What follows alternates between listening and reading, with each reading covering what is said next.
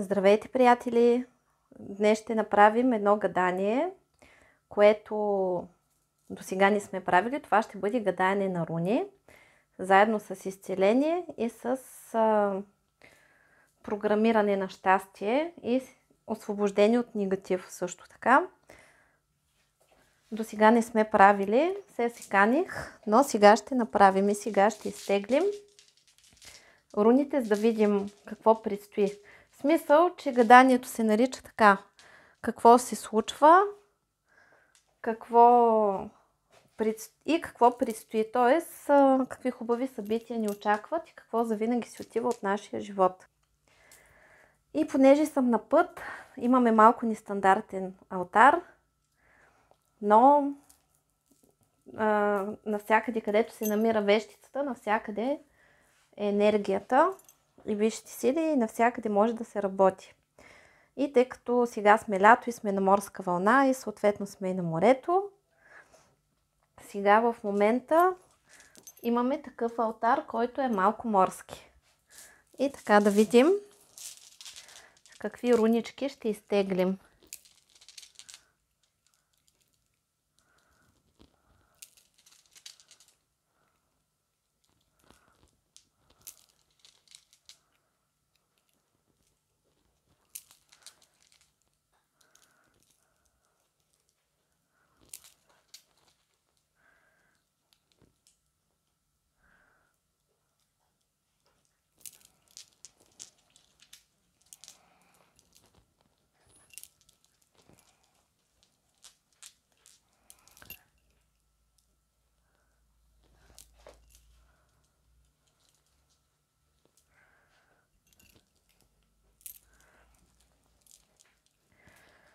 Така, и съответно аз си работя по мой собствен си начин с руните и сега ще ги наглася така, както трябва, както ги усещам. Така.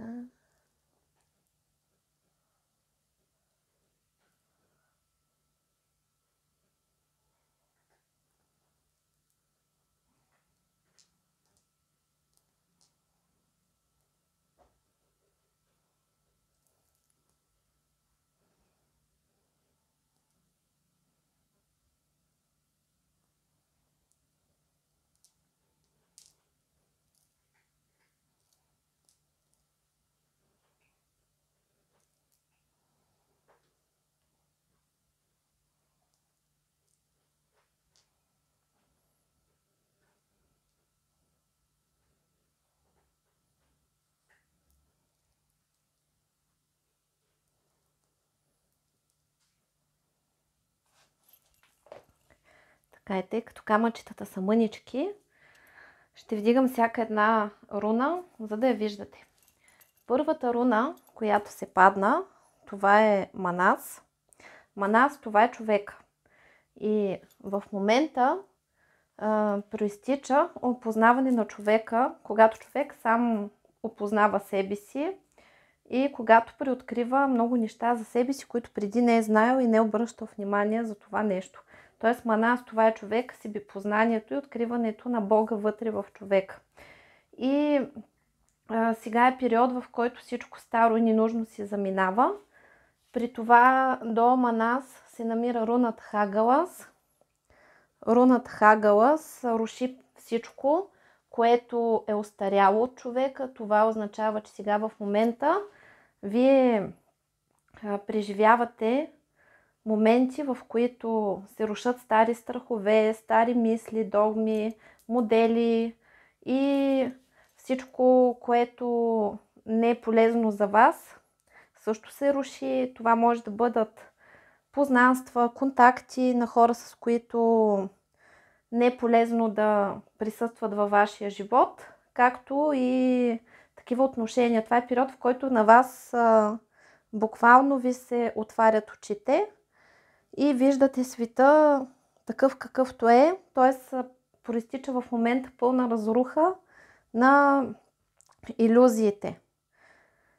И съответно човек се разделя с устарели понятия, устарели вярвания, проистича пълен рефреш на всичко И доколкото се вижда, руната на Отис примахва това нещо, примахва всички препятствия, примахва всичко негативно. Ето е руната на Отис. И съответно, когато примахва всичко принудително, това означава, че дори не се изисква ние да можем, ние да правим нещо.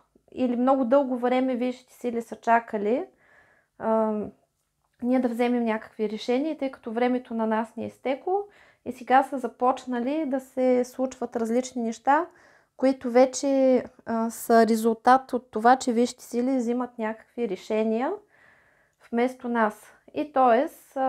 първо, нали, когато погледнем, ако питаме как върви нашето изцеление от негатив и се вижда, че висшите сили принудително примахват всички прегради, блокажи, препятствия, порчи, магии, нещастия, устарели модели, догми, норми, табута, рамки, вярвания, всичко старо, ненужно и вредно в нашия живот. Това са привязки, зависимости. Това е период, в който успешно приключвате с миналото, успешно се приключва с старото, с негатива, с стария начин на живот. Това е период, в който успешно можете, примерно, да се освободите от вредни навици. Примерно, ако решите да минете на диета или да се храните здравословно, или да решите да спрете цигарите, или да се откажете от някакви други ваши вредни привички, то в този период всичко ще бъде изключително успешно и изключително бързо и с лекота ще се случва. Също така, това е период, в който нещо старо си заминава и висшите сили са с вас и принудително ви отварят пътищата по начина, по който трябва. Тъй като, примерно, вие може дълго време да не сте знаели какво искате и висшите сили са взели са решението и нещата вместо вас и нещата започват да се случват така, както трябва, а не както вие искате. И поради тази причина може да ви се струва, че ви се случват нещастия, защото вие, примерно, може да имате едни планове, а да се случва съвършено друго. И това нещо може да се случва, примерно, с кандидатстване. Примерно, вие да сте имали планове да кандидатствате в някакво направление, да са ви приели в друго направление. Или вие сте решили да кандидатствате за някаква работа, обаче тази работа може да не е подходяща за вас и ви отказват и ви се отваря съвършено друга работа или ви предлага друга позиция. Нали? Тук има едно такова разминаване, обаче трябва да знаете, че нещата винаги са за ваше добро и се нареждат така, както трябва. Затова не бива да си хабите енергията на празни страдания, тъй като когато има манас и хагала заедно, означава, че хората в момента са изключително чувствителни, изключително раними, защото излизат всички травми наведнъж, навън и човек се разделя с тях. Нашия коколино се появи, тъй като сме в ремонт и той тук е морски тигър и живее на морето. И сега дойде да се покаже, като видя, че сглобих алтара набързо и се появи. Също така, нали, това нещо с разрухата на старото, принудителното, това е принудително.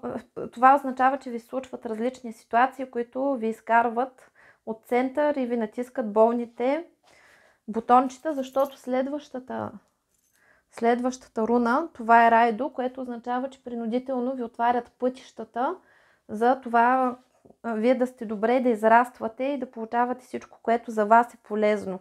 В партньорските взаимоотношения сега е период, в който е малко неприятен за повечето хора, защото ако вие сте с партньор и имате някакви травми, недоразумения, обиди към човека, самия период изкарва на повърхността негатива един към друг и вие двамата с вашия партньор може да се карате за глупости. всякакви да си говорите, обидни неща, да си спомняте различни неща, които са ви се случвали преди. Примерно, вие не сте простили на този човек или той не е простил на вас, сте ги приглъщали, сега в момента всичко ескалира и вие установявате в различни спорове, не само с партньора, и с близки, с деца, с родители, нали, с хората, които по принцип взаимодействат, имате някакви по-тесни отношения, забелязвате как всичко излиза и се изказва. И самите вие може да бъдете много нервни и агресивни. Нали, този период е неприятен и за това, че примерно за да преборите своите страхове, нали, така се казва методиката, че страхът се изправя срещу вас и ви поглежда в очите. Тоест, примерно, ако се страхувате, имате фобия от това да сте, например, дебели, задължително ще понапълнеете и ще живеете някакви такива кризи, свързани с външния ви вид. Ако, примерно, ви е страх от насекоми, задължително някакви насекоми ще ви лазат непрекъснато и ще ги привличате, за да може това нещо да се преодолее. И всякакви такива подобни, нали, давам ви пример, за всеки ще се проиграе по различен начин, но това нещо ще отвори пътищата ви напред. Ако, например, не обичате скандалите и много ви мачкат, сега ще дойде един момент, в който ще се появят различни хора, които ще ви мачкат, докато на вас не ви накипи и не се изправите и не направите едно мазало, в което да кажете стига толкова и да поставите тези хора на мястото им. Това е период, в който непрекъснато ще ви се налага да отстоявате себе си и може да ви се случват различни такива неприятни ситуации, в които различни хора да се опитат да ви прицакат. Може да, примерно, да стане така, че да ви обещаят повишение на заплатата, а пък накрая, когато си получите парите, да не сте получили това повишение и да ви липсват тези пари. И това означава, че вие трябва да отидете при съответните, при началството и да отстоявате себе си, да попитате къде са ми парите. Или, примерно, имате уговорка с някой, с нещо, което, примерно, е за работа. В последния момент могат да решат да ви отложат всичко, което е несправедливо и от вас се иска да не се подавате на несправедливостта, да отидете да отстоявате себе си. Може, примерно, някой да ви провокира, нали, да си потърсите правата чрез по съдебен път или чрез институции. Нали, от вас се иска да действате, да отстоявате себе си, за да се научите да бъдете смели, да не се страхувате от нищо. Там в тези партньорски отношения, където хората не са един за друг, ще проистиче раздяла и то принудителна раздяла, тъй като в момента партньорството, особено в любовта, проистича разделяне, като приключва старата система на половинките и започва новата система на цялостните личности. Тоест, как бяха съставени до сега партньорствата, значи две половинки, нали, ето така, две половинки се сглобяват в една. И символът за това нещо е Yin и Yang. И вие виждате как там две половинки са в едно кръгче, нали? Тоест, две същества съставляват една монада, едно кръгче, една цялост. Обаче една монада, за да бъде цялостна и равновесна в пространството, в което живеем, тя задължително трябва да бъде изградена от добро и зло. И затова, когато дръпнем чертата и погледнем какви са досега партньорските отношения на повечето хора, и виждаме как те не са равностойни. Тоест, единият партньор обича, раздава се, прави всичко за другия консумира, не уважава и си прави каквото си иска, примерно. И единия страда, другия си плюка с пръсти. Нали, това е защото досега ги събираха, за да бъде една цяла монада и доброто и злото вътре. А сега в момента проистича разделението и всички хора трябва от тези половинки, като се разделят и се разчупи, примерно, нали, това кръгче, примерно Yin и Yang, си го представете, се разчупва на две и разделят партньори, които са в тези крайности, където има един достоен човек и до него един недостоен. И тези двама човека трябва да станат цялостни и да развият в себе си доброто и злото като баланс. И в момента има много такива срещи, които са кармични, където, примерно, много добър човек среща много лош човек. И това е за да обминат енергия и много добрия да получи малко такава негативна енергия, лошотийка от другия и да се научи на една здравословна, на един здравословен егоизъм и да не бъде прекалено добър, а лошичкия да вземе малко доброта от добри и после се разделят, като започва в момента по нов начин да се изгражда системата, като хората започват да се събират на подобие, на принципа на подобието, но преди да започнат да привличат подобни на себе си същества, при повечето хора има един период, който се нарича аскеза, за да може енергията да се изгради, човека да се възстанови, минават различни такива изпитания по независимост. И примерно в тези изпитания на аскезата, където вие не срещате никой, или не ви е интересен никой, или няма кой да ви напсува, както се казва на български,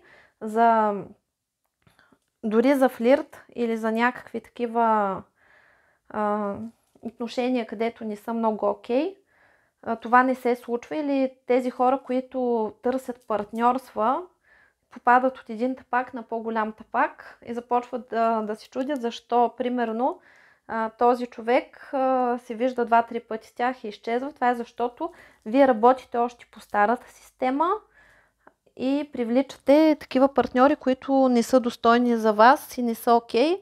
Това привличане се случва, за да ви се покаже, че трябва да минете малко в паузата, да си възстановите енергетиката, да се научите да се цените и да искате за себе си най-доброто. И на такива партньори, които не са окей, да им кажете чао. Тъй като ако вие не сте си научили, минава един такъв изпитен период, в който срещате само неподходящи хора за себе си и вижте сили ви ги разкарват, защото вие не си учите урока и нямате това избирателно. Нали, тази избирателна способност да искате за себе си най-доброто. И съответно, нали, постепенно, колкото по-цялостни и по-спокойни, щастливи, уравновесени ставате, колкото по-малко се нуждаете от някой друг, за да сте щастливи, тогава вече се отваря възможността да срещнете човек, който да бъде подобен на вас. Тоест, от тук нататък системата е следната. До всяко добро същество застава друго, също толкова добро, а до всяко лошо същество застава също толкова лошо същество. И по този начин започва едно преразпределение на душите, тези души, които не са се научили на добро, които не са готови да еволюират, не са си научили уроците в 3D системата, ще бъдат пренаправени в друга планета, на която ще се провежда този експеримент на доброто и злото и ще се развиват там. А другите, които преминат вече в петото измерение, ще живеят в нов свят, където ще бъдем в единно съзнание, ще се обичаме, уважаваме и поддържаме. И затова, примерно, в момента има много шокови раздели, където много свястен и добър човек, нали, да не конкретизираме мъж или жена, защото нали, това няма значение. Много добър и свястен човек, който се раздава, нали, милее или лее за своето семейство или за своя партньор, за децата си. Изведнъж от нищото неговия партньор го зарязва и отива при някакъв, където въобще можете да се застреляте, като го видите. И обидата е голяма, защото човек казва за какъв човек ми смини, нали, това е пълен боклук, това е спаднал човек. Да, обаче вашия човек не е бил окей и отишъл при този, който му подхожда, а вас вече ви подготвят, за да намерите един достоен човек, който да ви носи на ръце, да ви обича и да взаимодействате на едно ново ниво. Затова в момента, в този период, който и да си тръгне от вашия живот, не съжалявайте. В това време, в което живеем в момента, започва отварянето на очите на всички и вие ще започнете със всеки изминал ден да виждате все повече и повече истинските лица на хората, намеренията. Може да започнете телепатично да им чувате мислите или да не знаете откъде, но да знаете какви са им намеренията. И ваша задача е, когато видите, че има некачествени хора от вашето пространство, да ги отстранявате, защото ние влизаме вече в измерението, в което се нарича Творец на реалност. И от тук нататък висшите сили изискват от нас да поемаме отговорност за решенията си, за мислите си, за всичко, което правим. Ние да сме осъзнати и да се стремим сами да сме добре, тъй като на света няма друг човек освен нас самите, който да е длъжен да се грижи за нашето благо. И ако ние разчитаме някой друг това да го прави, то тогава ни се случват задължително неприятности, защото трябва да ни научат ние да бъдем смели, да бъдем отговорни и да не се страхуваме от бъдещето, тъй като в момента се възстановяват връзките с висшите сили. Тук имаме две руни. Едната се нарича Тейвас. Ето я, Тейвас. А другата се нарича Соло. Двете руни показват много сериозно висшите сили и енергията, която те ни дават. Възстановява се връзката Земя-небе. Даже ето тук. Извинявам се. Тук се намира тази руничка.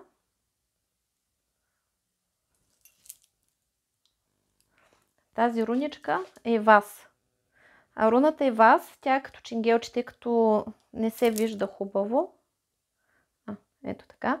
Руничката е Вас. Тя е като ченгелче. Нали? Показва се как с едното ченгелче е закачен човека за небето, а отдолу е закачен за земята. Нали? Така се описва самата руна и се възстановяват връзките между земята и небето. Аз сложих тук на защитата и на финансите, за да сбалансираме сферите от нашия живот. И съответно в момента какво се случва? Значи на човека му умира фалшивото аз и се възражда истинското аз. Принудително се примахват всички препятствия, които затварят нашите пътища, и с благословията на висшите сили, енергия от висшите сили и от самото слънце на нас ни се дава енергия за възстановяване, със всеки изминал ден да се чувстваме все по-добре и по-добре, като сега в момента много от вас може да са в депресии, защото когато на човек му предстои голяма промяна в живота, то задължително, когато се рушат старите рамки, догми, норми, традиции, вярвания и всичко, на човек преживява задължително някаква депресия, защото му се заминава от него всичко, което му е давало спокойствие. И тъй като нашето съзнание е способно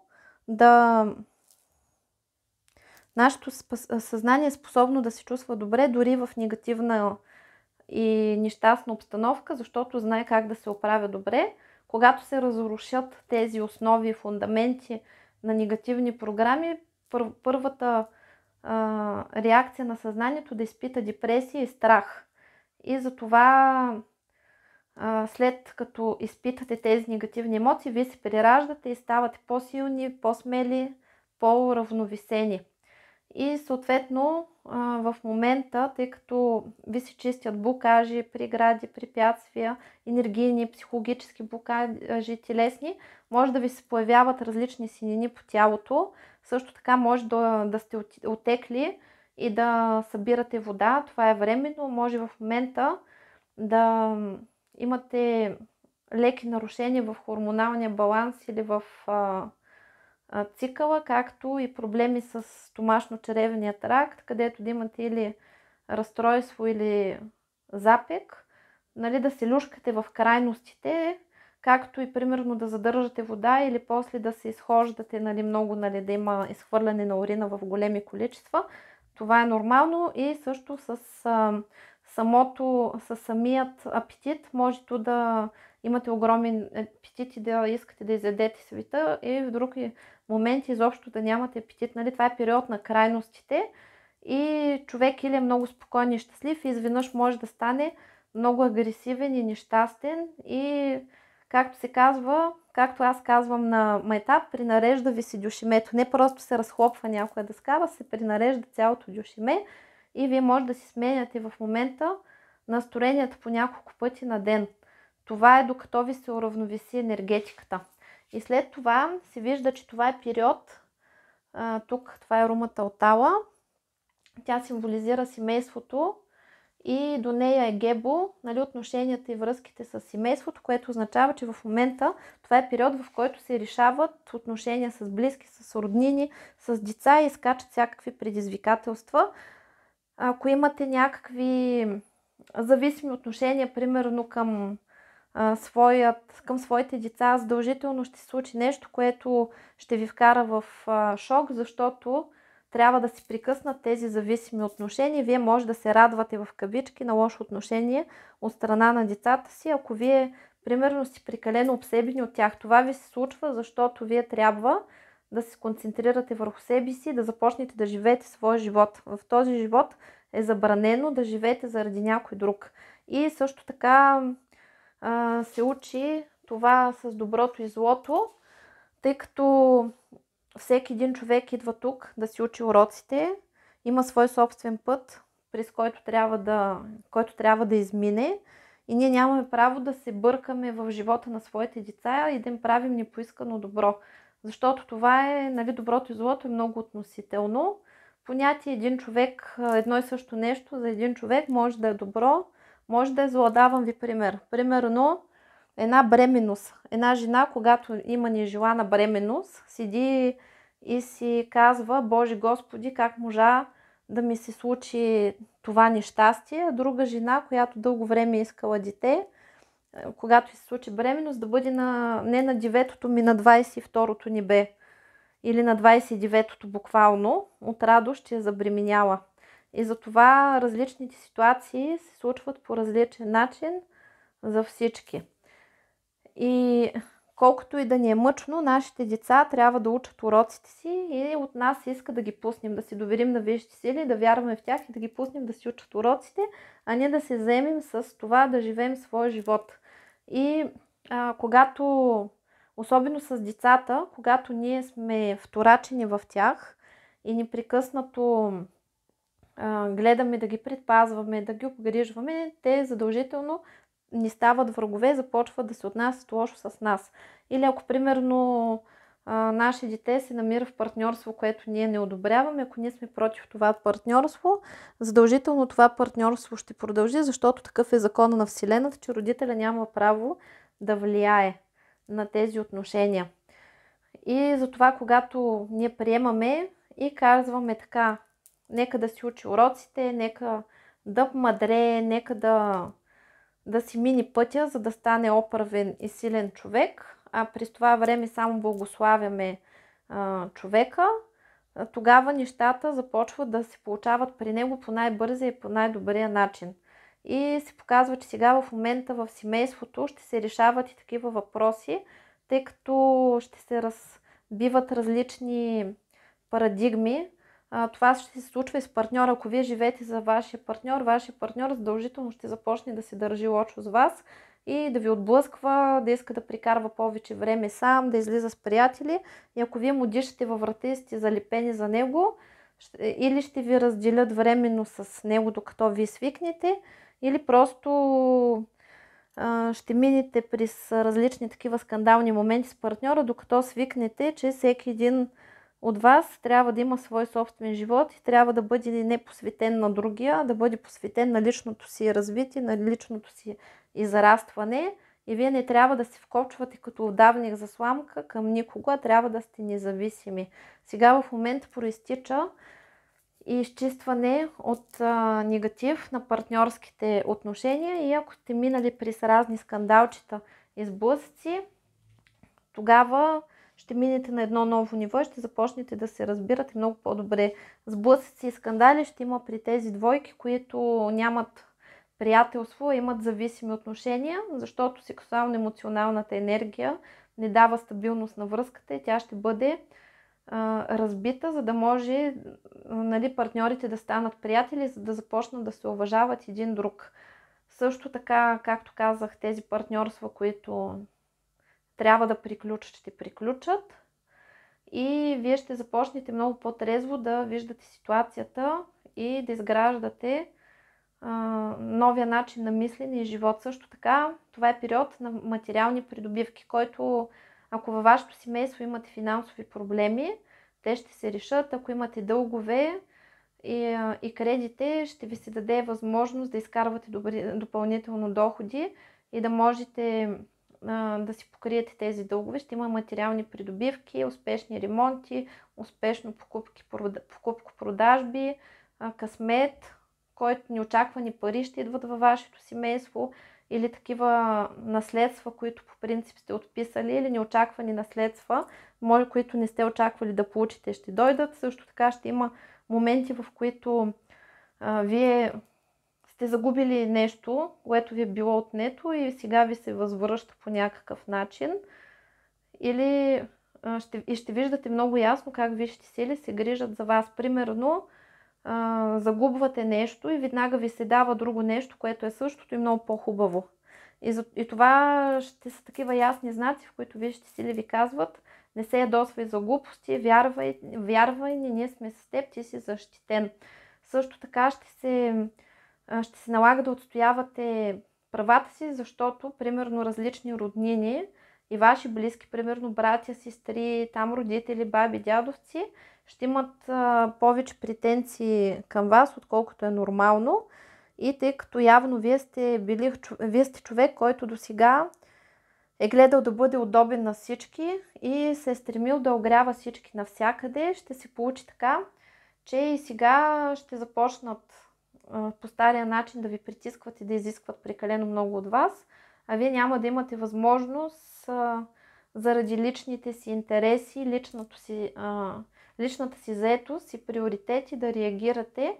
И това ще са моменти, в които вие ще свикнете и ще се откъснете от това какво говорят хората за вас и кой какво иска. Той ще се отучите да бъдете на всяка манджа миродия. И съответно може да има негативни емоции, защото когато човек е бил удобен, хората започват да смятат, че едва ли не вие сте им длъжни за всичко. И когато в един момент кажете: аз не мога, макар и да не е справедливо това, което искат от вас или това, което ви говорят, изведнъж се оказва, че сте лоши. И това нещо пак е за да се учите да бъдете в център и да не обръщате толкова внимание на това, което другите говорят за вас, и да не сте толкова тънкообидни. Също така ще се учите да отстоявате себе си, да не давате на другите да ви мачкат. Това ще бъде на работа и в приятелски кръгове.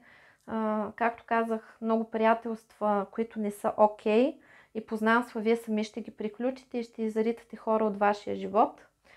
И все по-силни и по-смели ще ставате и ще постигате това, което искате.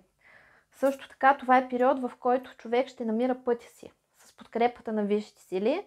Ако вие не сте открили какво искате да правите, с какво искате да се занимавате, висшите сили ще ви помагат. Ако сте планирали някакви пътувания навън или някъде, дали зад граница, дали в България, успешно ще мине. Ако планирате пътуване по работа, успешно ще мине. Всякакви моменти, свързване с път, ще бъдат успешни. Ако планирате бизнес, проекти, ново начало, в момента успешно ще бъде, както и покупко-продажба на движимо и недвижимо имущество. И следващата руна е Фексо, заедно с тази Евас, която възстановява връзките земя-небе, небе-земя, и последната руна е Огис, която ви защитава и примахва всичкия негатив от вас и отразява негатива там, откъдето е дошъл. И вие ще имате много ясни сигнали, в които ще виждате, че сте много добре защитени. Това не значи, че няма да имате различни катаклизми, защото, примерно, може да преживеете нещо, примерно да паднете, обаче да не се ударите, да не пострадате особено. Това пак е показно как висшите сили ви пазят. Може, примерно, да ви се случат разни други такива неприятни събития, вие да оставате невредими. Това също ще ви бъде демонстрация как висшите сили ви пазят. И вие трябва да се научите, това ще бъде тренировка, да мислите позитивно. И ви давам един пример как ние сме научени да мислим негативно и да очакваме винаги най-лошото. Това ни е такава негативна програма, която сме наследили от своите предци. И давам ви един пример. Вървим миналата седмица с една моя приятелка и отиваме да хапнем. Изведнъж духва вятъра и от едната тераса падат едни шишета, които едното беше пълно с вода и кал, другото беше празно. Явно някой си е съдил там цветя или расът, нали, нещо е правил. Вятъра ги духва тези неща. Изведнъж покрай нас с моята приятелка се изсипва една такава силна струя с кална вода и падат и самите пластмасови истории, които можеха да ни ударят и можеха да не изпръскат и да ни изцапат. Обаче ние двете сме ни покъпнати. И съответно моята приятелка веднага казва: Боже, трябва да внимавам, това е знак, че някаква помия може да ми се изсипи на главата. И аз си казвам: не, моето момиче, това е знак, че си много добре пазена. Виждаш как се лее покрай теб помия, фъркат неща от небето, падат и се опитват да те ударят по главата, но минават покрай теб и ти си чиста. Даже не си опръскана от кал, нито нищо, даже си ни покътната. И това ти демонстрира колко добре си запазена. Също така това е период, когато очаквате дългоочаквани добри новини. Успешно ще ви приемат, ако сте кандидатствали. Ако имате изпити, успешно ще ги вземете. И ще бъдете доволни от крайния резултат. И тъй като имаме тук едни много хубави карти, нека всеки от вас си избере номер 1, 2 и 3, а може и трите, и си изтегляме различни послания, като нека си номерирате първо, нали, изберете си 1, 2 и 3, как да бъде. Аз ще изтегля какво искат да ни кажат висшите сили. След това, нали, по въпрос, който вие искате да попитате, нали, той ви е належащ като проблем. След това ще бъде изтеглено относно любов и относно финанси. Вие си определете коя купчинка за какво ви. Аз 3 купчинки ще изтегля. Тоест, нали, едното е въпрос, който ви интересува и висшите сили ще ви отговорят. Аз слагам 3 купчинки. После си определяте коя купчинка ви е за финансите и коя ви е за любовта.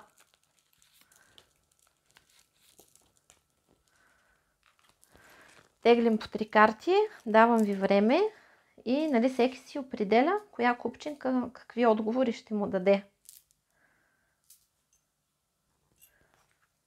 Първата купчинка какво казва? Тези карти се наричат карти на добруването. Всички ние работим насочени към една и съща цел – радост. Независимо дали го усещате, така или не, всички вие се стремите към една и съща крайна цел – радостта. Просто подхождате по различни начини и всички те действат. Тоест тук, който пита, става въпрос сигурно за взаимоотношения с друг човек и се вижда, че всеки един човек има свое понятие за добро и зло, обаче да не се притеснявате, защото крайната цел е радост. Или каквото и да се случва, нали, ви очаква ви радост. И тук какво пише? Колкото повече се боря срещу нещо, толкова повече привличам същината му. Когато намериш нещо нежелано, срещу което ти се иска да изкрещиш, не изкрещи го за кратко. И след това насочи вниманието си към онова, което искаш. Всяко внимание, насочено към нещо, довежда до излъчване на вибрация, която ще го привлече към теб. Тоест, нали, трябва да не роптаем толкова силно. И какво е третото? Законът за привличането, най-мощният закон на Вселената е мой приятел. Ти твориш със всяка своя мисъл. Според универсалния закон за привличането, подобните неща се привличат. Ти привличаш към себе си същината на това, към което насочваш вниманието си, желано или нежелано. Тоест тук да мислим позитивно, да седим в център и те нещата ще се наредят. И особено ако тук питаме за друг човек, трябва да оставим човека да си извърви пътя и да не му се бъркаме толкова в решенията. Второто, гледам на този ден като на позитивно ново начало. Никога не е твърде късно за ново начало. Днес и утре могат да бъдат съвсем различни от вчера, ако можеш да се освободиш от вчерашния ден и да се фокусираш върху днешния. Днес и утре зависят от вибрацията ти сега, а ти имаш пълен контрол над нея. Търси неща, които да те карат да се чувстваш добре и гледай как всичко в живота ти ще се развие така, че да отразява тази положителна вибрация. И следващото. Не е моя работа да контролирам другите. Да се опиташ да ограничиш някого в нещо е срещу законите на Вселената. Невъзможно е да го постигнеш. Не можеш да контролираш другите, но можеш да контролираш и да сътворяваш собствената си реалност. И следващото. Вселената е достатъчно голяма, за да изпълни всеки мой стремеж. Вселенският управител има възможността да занесе на всеки онова, което съвпада вибрационно с нещата, към които е насочил вниманието си, без да лишава другите от това, което искат те. И третия въпрос. Моето здраве и благополучие са естествени за винаги. Можеш да се разделиш с тялото си без болести или болка. Не е необходимо да привличаш болести или болка като извинение да напуснеш тялото си. Свободен си да избереш обратното. Тоест, тук трябва да се научим да живеем без мъки и страдания. И тъй като, примерно, аз тук съм питала за любов и ми казва, че мога да имам любов без да страдам. Вибрациите на моето същество въздействат на Вселената. Всичко вибрира, общува, реагира, откликва и взаимодейства с други вибриращи неща. Едва когато започнеш да излъчваш вибрациите си съзнателно, тогава вече имаш абсолютен контрол над своите преживявания. Тоест това, което говорихме за любовта, че човек трябва да поеме отговорност и да бъде в център. И когато допуска в живота си определени хора, тези хора трябва да носят определена положителна вибрация за човека, а не да му пречат и да го нараняват. И тук не преча на никого, всеки от нас твори собствената си действителност. Когато намираш вибрационна хармония със своите желания, ти не пречиш на никой друг да живее това, което сътворява, но пък ти контролираш и сътворяваш собствената си действителност. Тоест, от мен си зависи какво ще ми се случва и най-важното е да живея така, че да не страдам, да гледам да съм щастлива и да си живея живота и да си творя и да не преча на другия да прави същото. Тоест, пак стигаме до същото в любовта, приятелството. За всеки един от вас има различно значение, защото всеки си е заложил различни неща и си има свои собствени проблеми и всяко едно от тези послания е негово собствено лично послание. И така, това беше от мен за сега. Пожелавам ви много успехи, много хубави събития и ви чакам естествено с добри новини. Днес имахме честа и Кукулино да спи на нашия ритуал. Сладко като беби. Чао, чао!